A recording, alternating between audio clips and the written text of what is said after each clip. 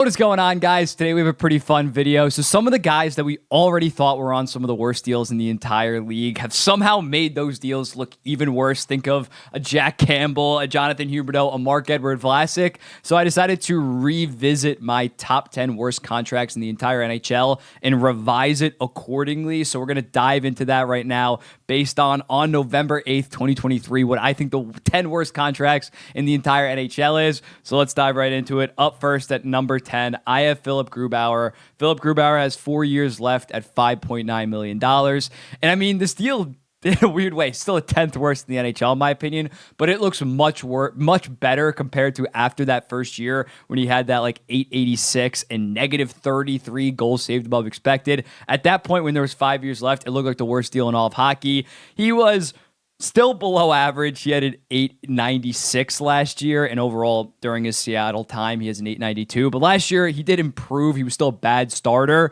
but going forward, he's probably going to be like a $3.5 to $4 million goaltender. He did show flashes in the playoffs. This year, to start out, he has a 902 and a 301. But for $5.9 million, you're expecting top 12 goalie probably.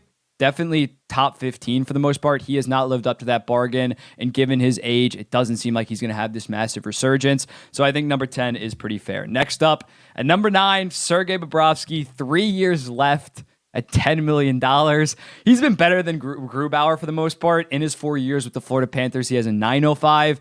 Obviously played fantastic on that Stanley Cup run, but making $4.1 million, even though it's one less year, for what he's been besides that playoff run and besides that one President's Trophy run, he's been like a 900 goalie, some years even under 900. So when you look at him, probably similarly, he's a okay 1A, but he definitely needs that goalie tandem. But in Florida, he has to play so much that his stats kind of get affected. But when looking at him, probably worth like 4.5, maybe $5 million. You're bleeding like almost $5 million every single year. He's playing okay this year. He has a 904 and a 2.1 goals saved above expected in 9 games. But at $10 million, take the playoffs aside, especially now that I'm just looking at the next years on this deal. The playoffs I don't even consider for the most part. He's not going to be close to be worth $10 million. It is a bad deal. At number 8, we got Tyler Seguin. Tyler Seguin has 4 years left at $9.85 million. I feel kind of bad for him because it's pretty obvious since he had that hip surgery, he has not been the same player.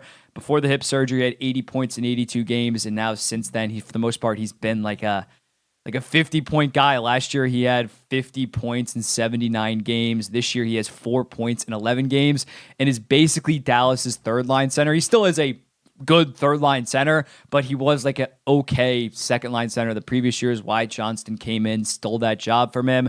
So when looking at Seguin, it's probably like a $5 million, $5.5 million third-line center that can maybe play some power play time. He's not close to worth 9.85 anymore, so it is an objectively bad deal, and he is starting to get up there in his early 30s. So 4 more years, it's only going to get worse for Tyler Seguin. At number 7, I got Torrey Krug. Torrey Krug has 4 years left at $6.5 million. And it's really bad right now. He has 1 point in 11 games. His advanced stats haven't been that bad. But when you look at him, he had 43 points in 63 games his first year in St. Louis. Then he goes down to 32 and 63. Just over half a point per game. So there's clearly a trend. He's 32 years old. He has 4 years left on this deal. For the most part, he's just an offensive power play quarterback at this point. And if you're not getting that production, only 1 point in 11 games, it's going to go up. Don't get me wrong, but it's an objectively bad deal. He's probably at this point, he's basically like a slightly better John Klingberg.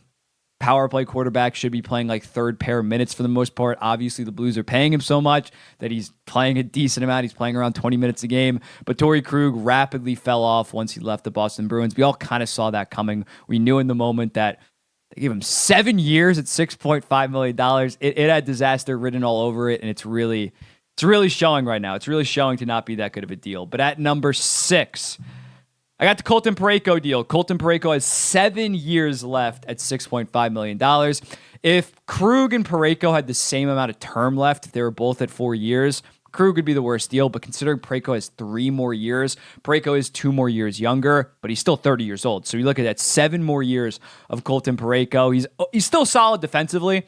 I'll give him that, but at $6.5 million, if you're not like the best defenseman in the entire league, that is very hard to justify that price. And he offers basically nothing offensively recently. He did have 35 points 2 or 3 years ago, but over his last season and whatever the past 11 games, he has 29 points in 90 games. And I don't love plus minus, but it goes to show he has been a minus 22. His defensive numbers have not been that impressive compared to him 3-4 years ago, which is why he got that massive contract. But when you look at him, 30 years left, he is kind of a physical guy. I don't think his body's going to age well up until when he's 36, 37 on this deal. So those final years are going to be really, really bad. Next up at number 5, I got Darnell Nurse. Darnell Nurse, slow start to the season, but obviously the Oilers as a whole kind of suck. He has 3 points in 11 games. He's on ice for 3.1 expected goals against, which isn't that good. That's bottom third of the entire league. His 5-on-5 numbers are pretty good because the Oilers overall are playing pretty good 5-on-5 hockey. He does have a 54.2% goals for right now expected. But when you look at him, 7 years left at $9.3 million.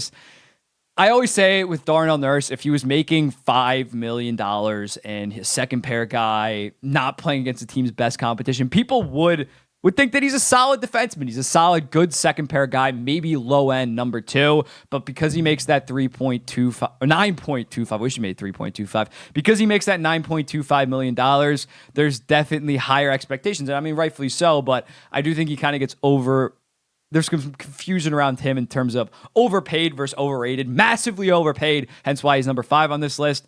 Overrated, I wouldn't quite go there because all he gets is a bunch of shit. But moving on, Seth Jones at number 4. I think Darnell Nurse and Seth Jones are kind of inseparable almost because Seth Jones also 7 years, 9.5 versus 7 years, 9.25. So when looking at Seth Jones, an extra 2.25 million, 250K more. Similarly, I don't think that Seth Jones is that horrible of a defenseman. He was that horrible those final years of Columbus, but now he's just on the Chicago Blackhawks. He has absolutely no help, and he is not an actual number 1. He's clearly proving that. He is not close to a number 1. He's not even a top 50 defenseman in the entire league, yet he's making $9.5 million. He has like the 6th biggest cap hit in the entire league. So Seth Jones and Darnell Nurse, they're not as bad as the guy that's about to come up or the guy at number 1, but considering they have so much term, so much money left over, you got to have them on a list like this. But moving on, at number 3, you got to have Jack Campbell on this. 4 years left, $5 million. Obviously just got sent down to Bakersfield, their AHL team, after posting a .873, which is even worse than his .888 last year. He has negative 3.8 goals saved above expected. Last year's 18.3. It's just been an absolute disaster. $5 million is not that high of a cap hit, hence why I don't have him number 2 or number 1, but 4 years left of this. I think they might have to go down the buyout route just because he is that bad. And it is that bad because if you have a bad goalie, it's not like he's worth the league minimum. The way he's played in Edmonton, he has actively been he's been like a negative $2 to $3 million player. That's how bad it's been for the most part. So when looking at him, 4 years left, $5 million, it's just an utter disaster. We all know that. So I think the 3 spot is pretty fair. At number 2, this might be a little bit bold, but I'm going with Jonathan Huberdeau, man. 8 years left at $10.5 million. His full term is still left. I think at this point, it's similar to Seguin. He is a slightly better version of Seguin, but Seguin has 4 years left remaining on it and $600K less money. But when looking at Huberdeau, if he's just going to be a 50-ish point guy, which he looks like at this point. Like if we look at his Calgary tenure, last year you could bank on him, 116 points. That's a year and a half ago, man. He just does not look like the same player. He's 30 years old now. If he's just going to be a 50-point guy that doesn't really do anything defensively, that's the other thing. It's not like you're getting 50 points in solid defensive play. That could be worth $5.56 million. If he's just going to be a 54-point offensive winger, power play merchant, that's worth like $4.5 to $5 million, man. That is not good. And for 8 more years at 10.5 and 8 more years for a guy that's 30 years old, that's only going to get worse. That this is probably like arguably the best version of Jonathan Huberdeau we might see on this entire goddamn contract. It's an utter disaster. I mean, last night he got benched and ended up playing pretty good and beating the Predators once he got benched. So it's just an utter disaster. You can definitely make an argument that this is number 1. I think at this point, considering how bad he is and considering how he has 1 more year versus Jones and Nurse, I think you would say that this is a worse deal than the other 2. Because at least the other 2, I could argue just play too many minutes, have too much responsibility.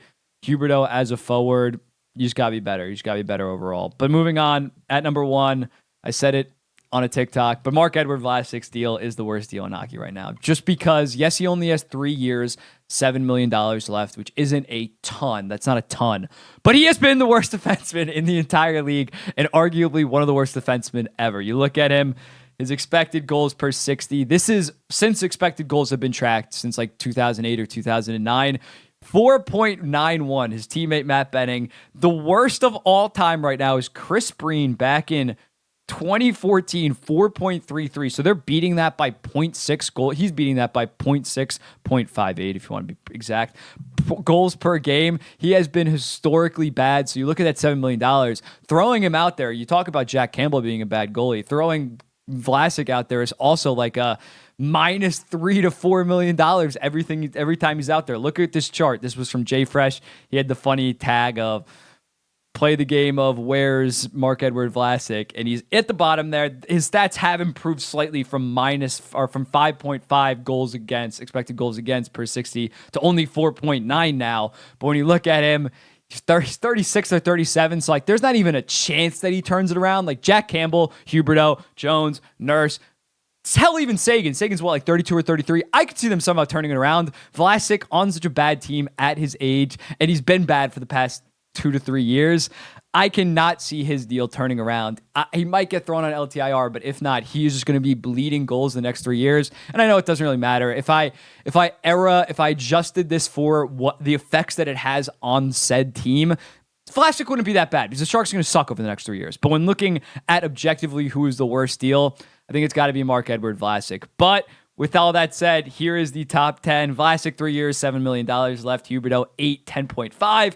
Campbell, 4 by 5. Jones, 7 by 9.5. Nurse, 7 by 9.25. Krug, 4 by... Oh, I got to mess that up. But Parayko, 7 years, 6.5. Sagan, 4.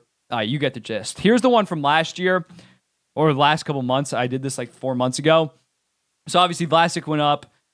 Jones and Nurse actually went down. Campbell went up. Huberdeau shot all the way up. Took Trouba out. Took Horvat out, who have both looked pretty good. Horvat's looked very good, but Trouba has also looked slightly better to start the season. But yeah, these are the differences. But let me know in the comments, what do you think? What is your pick for the worst deal in the entire NHL? I want to hear from you guys, and I'll see you in the next one.